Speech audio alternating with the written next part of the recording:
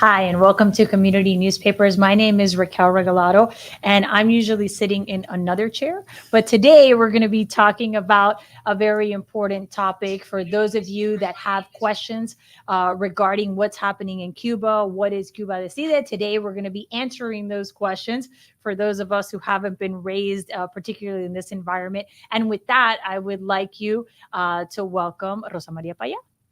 Thank you. Thank you for being with us. Thank you for having me. It's a pleasure. Thank you, Commissioner. Well, so a little bit of background. Let's explain a little bit what a Cuba Decide is, right? And then we actually have to take a little bit of a time machine and talk about your dad. For those of us that grew up in the exile community, we know exactly who your father is. We know about the movement. We know about the intent to use the Constitution to move a message, right? Exactly. But let's explain it to someone who's never heard of Osvaldo Paya. No, and we'll start there and then move into what the organization is doing today. But can we start talking a little bit about your childhood and your father's decision to, take the Constitution on face value? And say, okay, well, if the Constitution allows us to do this, let's do this. So we'll start with him in your childhood. Of course. My father was a leader of the opposition movement that, of course, started for being a Cuban citizen very concerned about the situation that was repressed during his whole life, just for the fact that he was a free thinker, just for the fact that he was an active Catholic.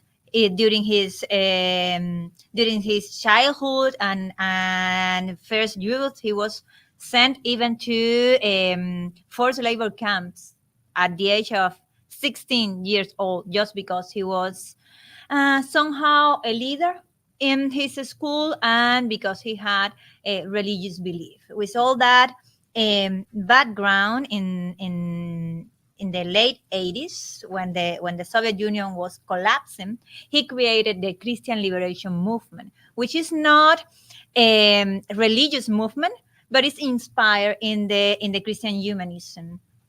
So he, with a group of friends, created this organization to promote human rights in the island, to promote changes on the island. And I'll interrupt you right there just so that our listeners can understand. For people who don't know Cuban history, religion, specifically Catholicism, was outlawed. So if you can explain a little bit about that, because a lot of people in Miami know about, the Golden Exiles, about Peter Pan, about the people who came here, but there were a lot of Cubans who stayed behind, and there were certain things that happened. And one of those things was the outlawing of religion, specifically Catholicism. If you could explain that.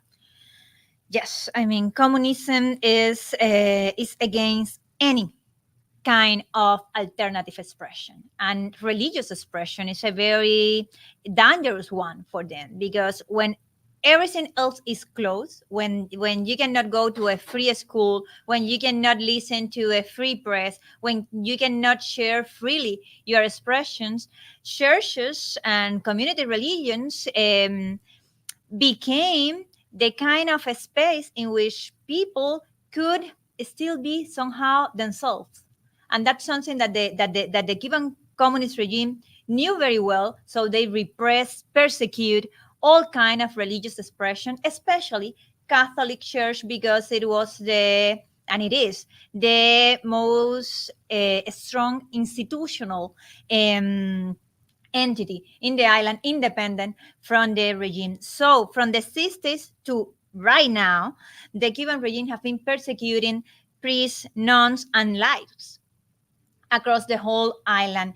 During decades, 60s and 70s, people with religious expression was kept in forced labor camps when they arrived to the age of 16, 17, or others were just prevented to go to the university. Others were persecuted during their labor hours in their different jobs, and that situation is not just something from the past. That situation is something from the present too. We have to say that right now, for instance, the several priests that participated in the massive protest of July 11 last year were detained. Some of them were even beaten, but not just Catholic priests. Also, people from Christian churches, pastors, also members of Yoruba religions that is very popular on the island. And right now, the persecution from the state that several of these individuals are suffering is as strong as religious leaders being incarcerated and tortured on the island while we are talking. So my father was one of the victims during his youth, but that's an ongoing situation. Right. So he created this organization. What was the aim of it? The aim of the Christian liberation movement was to promote human rights and to help the Cuban people to take the path of a democratic, peaceful change on the island. And it went far beyond just an organization or a partisan kind of group. In the late 90s, my father, together with many other opposition members and then with many other citizens, impulsed the Varela project that was ends up being a bill, a project of law that at the beginning was an initiative of law written by my father that used, as you very well mentioned, used the communist constitution that was imposed on the island, but that in that moment still had an article that allows the citizens to have initiative of law, to write bills, basically, if those bills were supported for more than 10,000 signatures of Cuban citizens. Of course, that was not something unheard of in the middle of a communist regime. That article was never used before. And we'll explain. I mean, this is part of like the PR propaganda, right, of communism, right? So these things are embedded in these documents to say, well, should people want to do that, this is their vehicle. So like they say here in the United States, your dad and these group of dissidents kind of called the bluff. Exactly. Right? They were like, oh, well, if assuming that this constitution is legitimate, which we've always argued that it is not because it was imposed on the Cuban people, but assuming that you're right and this constitution is legitimate, well, then we're using that very constitution to initiate this process so that we can have this supposed right that this constitution affords us, right? So it was a way of saying, well, if that's the case, then let's take it to the next step. So when that initiative begins, how exactly does that happen? It happens at the mere citizen level by writing the document and starting the process to collect the signatures. But to collect signatures in the midst of communism is a chimera. You have to go house by house. You have to be able to get to all the corners of the country in a moment in which we're talking about year 1999, 2000, 2001. For you to have an idea, to have a cell phone in that moment in Cuba was a crime. To be the owner of a cell phone, being a Cuban citizen, that was a crime. So with zero social media, with almost zero communication, hundreds of Cubans dedicated their efforts and their lives to collect that signatures. And we have to explain to the people who are watching at home that, by signing these petitions, people were in fact putting their lives in jeopardy. Right? And they did. Because that's the other part of this. I mean, we talk about from a very American kind of, perspective. Oh, we'll just sign a petition. We do that all the time. We do that to put questions on the ballot. That is a very common practice in the United States. We're not really exposing ourselves to anything. But here we're talking about door to door, right? Person to person, asking them to sign this petition. And in so doing, they put themselves, their families, in jeopardy. And their jobs, their style their livelihood, of life, everything. And people did it. And people did it, and did it by tens of thousands. The number that was required to this initiative of law to become a bill was 10,000 signatures, but almost 60 thousand signatures were collected. More than 35,000 signatures were actually delivered. And the difference is because the process of verifying all those signatures was a very exhausting one too, because you had to prove that each person that actually signed was not an agent of the state security, was not someone that was that was committing any kind of fraud, and with very scarce resources, that process was a very long one.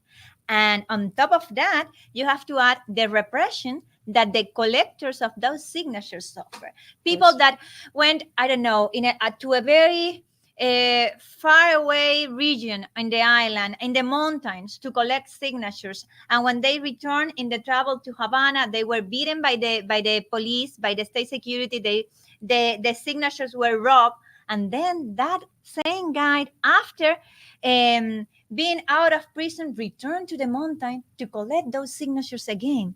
And that happened time after time till all the signatures were collected, and the first group of signatures were presented. Those signatures were supporting a bill to change the law to guarantee freedom of expression, freedom of association, the liberation of political prisoners, the possibility to have business in Cuba, and a new electoral law.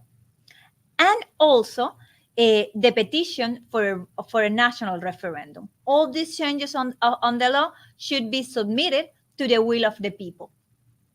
And after being supported for the right amount of people, the National Assembly should just go with the referendum. But the reaction of the Cuban regime, the reaction of Fidel Castro, was to violate their own law.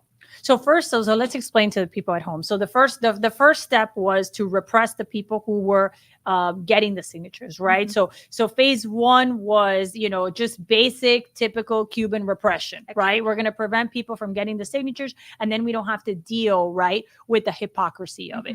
But people persisted. They got the signatures. They presented the signatures. This is your process, right? You should follow your process, right? So many people here in the United States love to say that, at the end of the day, there is a process in Cuba. This proved that that was not the case, because if there was a process, why not follow it? What are you scared of, right? Exactly. If it really does have the support, right, that people in the international community claim that it had, why would you be scared of that referendum? So once it's submitted, then the response from the regime is violate their own law.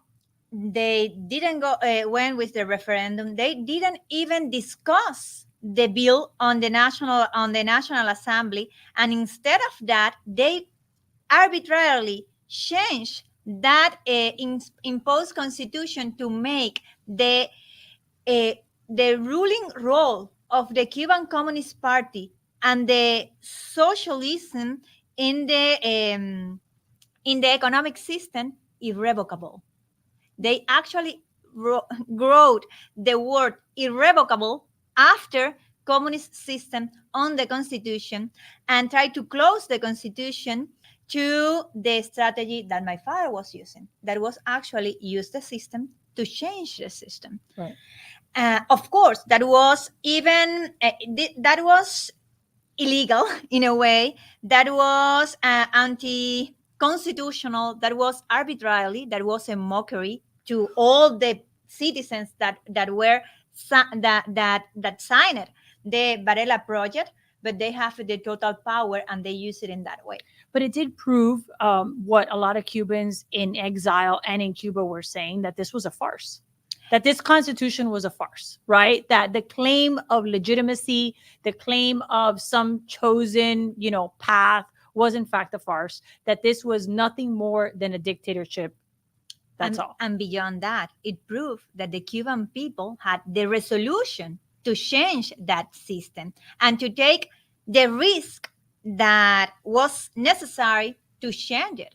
Because in the middle of the repressive regime that the Cuban totalitarian state is, to dare to put your name, your signature, your ID number, your address in a piece of paper that you knew was going to be handed to the repressors itself, that requires a lot of bravery. That Right. requires a lot of determination, and that was proven by the Varela project, that not just one, not a group, not the position, the citizenry were demanding, or was demanding that that change. But the Cuban regime didn't stop there.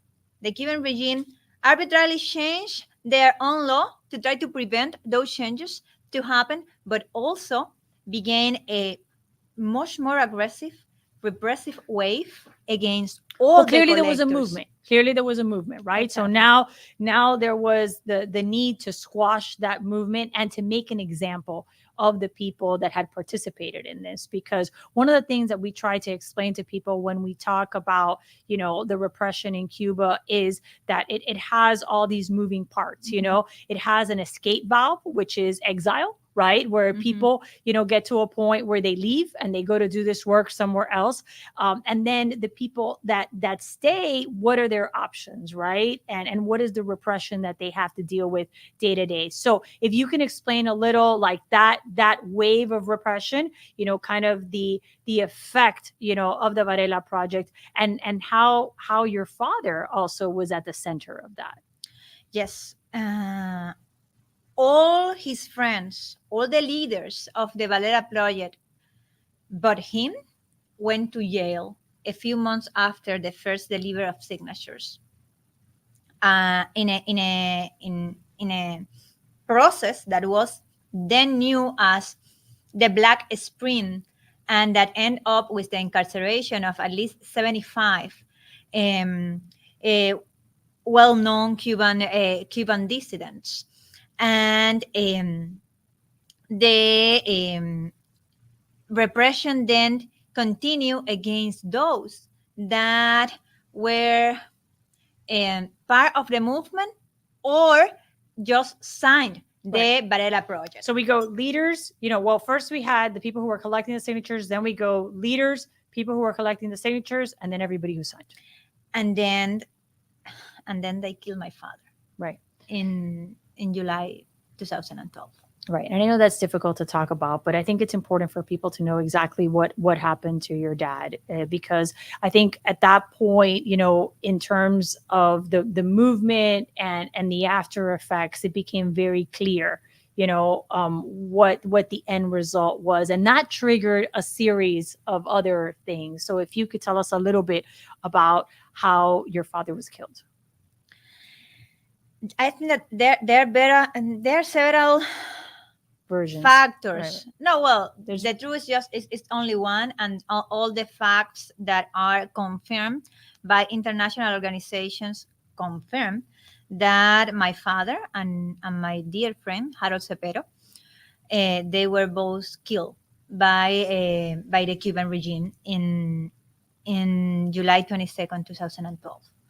But all the conditions that um, that led Fidel and Raúl Castro to finally execute that killing are also very relevant, because we are living in a moment in which many other Cubans are also in danger of suffering the same fate that my father and my friends suffer almost 10 years ago. We have to understand that the Cuban dictatorship is very repressive, but it's also very weak, and it has been weak during the last years. Fidel Castro was sick at that moment. Raúl Castro is already a very old man, and the desire and the willing and the actions for change among the Cuban citizens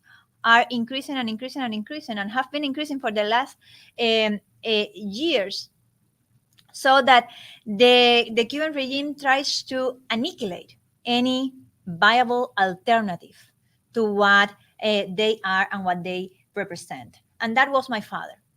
So the Cuban regime They saw executed him as a threat. as Right. an existential threat Right. to their power. so that they order an attack, and they succeed. I have to say, And they said it was an accident. I mean, so there they were cover up. So there was a cover up. in 2012 they said that was an accident. They made a huge propaganda campaign, not just on the island but on the international community, involving all their diplomats in Europe, in the United States, in Latin America on that campaign, and very strongly in Europe, because two of the persons that were in the car with my father were from Europe, so they were trying to silence them in their countries.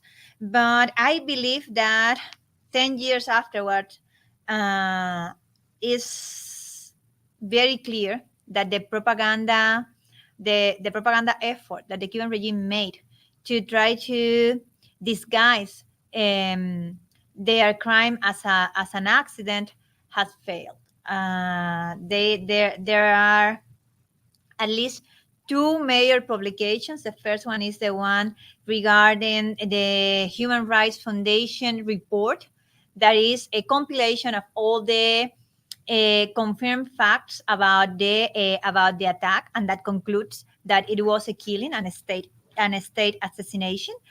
And there's also a process that is being led by the Robert F. Kennedy Center for Human Rights in Washington, D.C., which is actually representing my family and the family of Harold Cepero in front of the Inter-American Commission for Human Rights, that is part of the Organization of American States. And we are in this moment, we are waiting for the final report of the Inter-American Commission for Human Rights, that we hope is going to be a hard condemn to the Cuban regime on the killings of my father and Harold Cepero, but also a way to call the attention of the international community and prevent facts like that, crimes like that, to happen again on the island. And that takes us to present day. So how does this birth Cuba Decide? You know, how do you become a protagonist in that movement, and what should people that are watching now know about that movement and how it plays out in these last few years? Let's try to cover all that. Well, my father, as we mentioned a few minutes ago, the Varela Project was also a call for a referendum, for a national referendum. What is behind that? Behind that is the fact that after now 63 years of a communist regime on the island, after all the effort of the Varela Project and many other efforts coming from the citizenry and from the Cuban civil society and the opposition, and all the changes and modifications that the communist regime have been forced to do in order to remain in power, right, and to appease the people, none of them in benefit of the people. But after all that process, the only thing that the Cuban regime haven't done is actually asking to the people, what do they want? Right. So that 1 year, 1 year and a half, January 2011, my father finally puts out a call for a national plebiscite. He said, okay, you have betrayed your own citizens that legally demand changes in a constitutional way. You have, of course, ignored all the international pacts and the Universal Declaration of Human Rights. You have ignored common sense because you do not have the consent of the people. Let's solve this for once and ask the people if they want free, fair, and multi-party elections, and ask them in a national binding plebiscite. Of course, that's not something that the Cuban regime is going to do. Of course not. Of course but not. It's a democratic tool that we as nation can use to finally get that or start the process of change. And that's the seed of Cuba Decide. Cuba Decide is a citizen initiative to change the system in Cuba, period. What is the democratic tool that Cuba Decide promotes? A binding plebiscite. Why? Because no one, no Fidel Castro, no an opposition leader, no one group, but the whole Cuban citizenry has the right to decide their future. So um, we should support and use the democracy that we want to see and build in Cuba. Period. But what is the real strategy of Cuba Decide? Well, we're facing a totalitarian criminal regime. And the way to fight that regime is by Exposing it. and pressure, Right. internal pressure and external pressure. The way that Cubans and unarmed and peaceful people have in the 21st century to create that pressure is civic disobedience, is Martin Luther King style, is the protest in the streets, as we saw in July 11.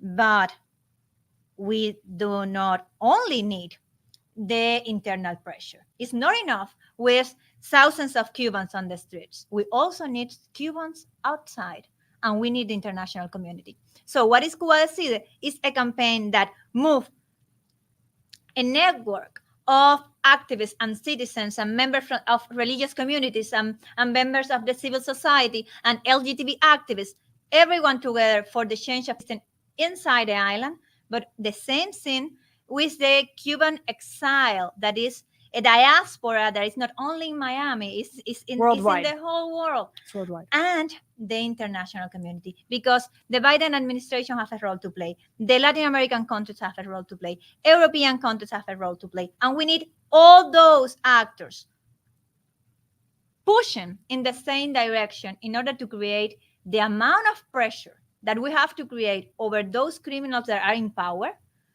in order for them to give in to the will of the people. And that's what we try to do.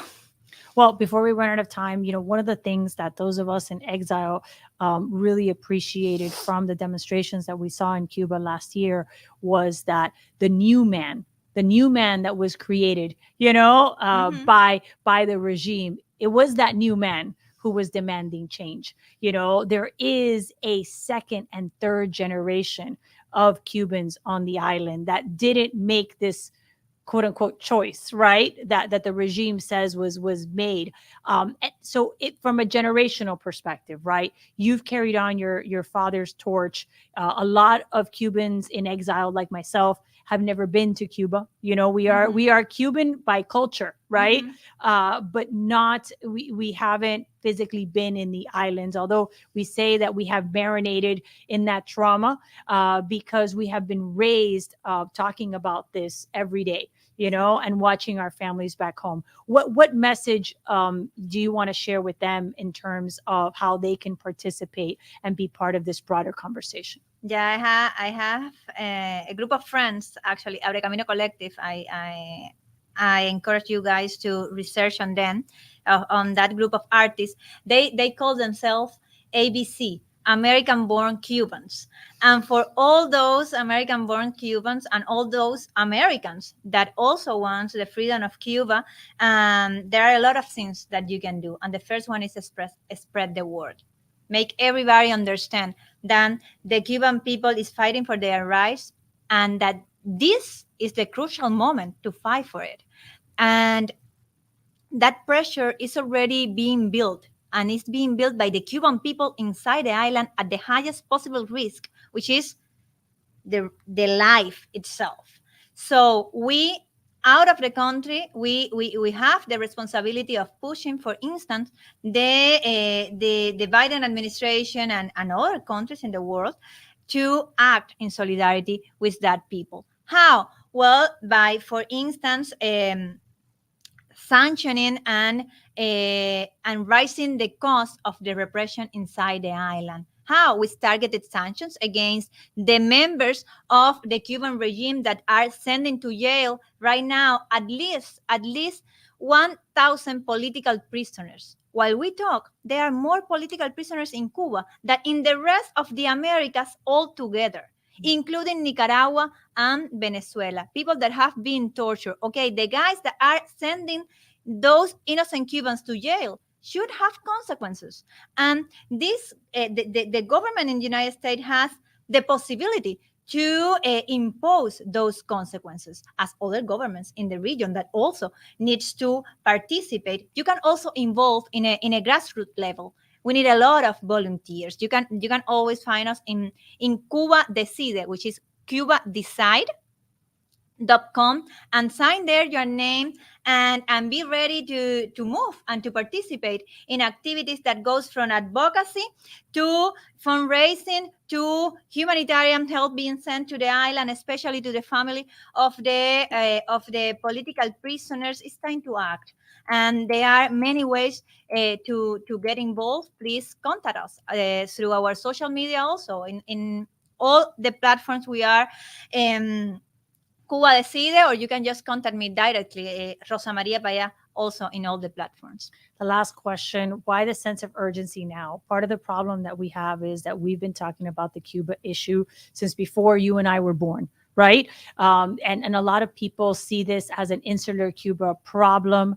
But I think what we saw last year changed that conversation. The support that the regime had in Europe, the support that the regime had even in this country, they could not support what they were seeing, right? So how did what happened last year and the lack of action, I believe, from the United States, Yes. that's another conversation, Mhm. but the lack of action, right? Where does that put us today, and why the sense of urgency? Because like you mentioned, the Cubans on the island are risking their lives, and there's only so many of them, and it's an oppressive regime that is doing everything in their power to once again quash another generation. What can you tell us about the sense of urgency? Yes, and your words were the right ones. We are talking about a whole generation of Cubans ready and willing to give their lives for freedom, but we are also talking about a regime that is willing to squash those lives. So there is a moral responsibility here, but beyond the moral responsibility, when we talk about the freedom of Cuba, we are also talking about the freedom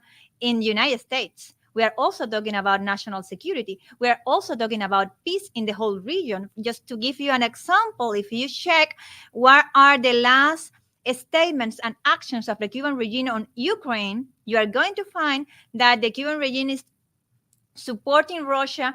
Actually, the vice prime minister of Russia, Yuri Borisov, was in the island the week before the war started, and they announced that they were going to forgive the debt that Cuba has with them for 5 years, and in exchange, of course, Cuba was supporting their actions, but they were as far as saying that if United States was not willing to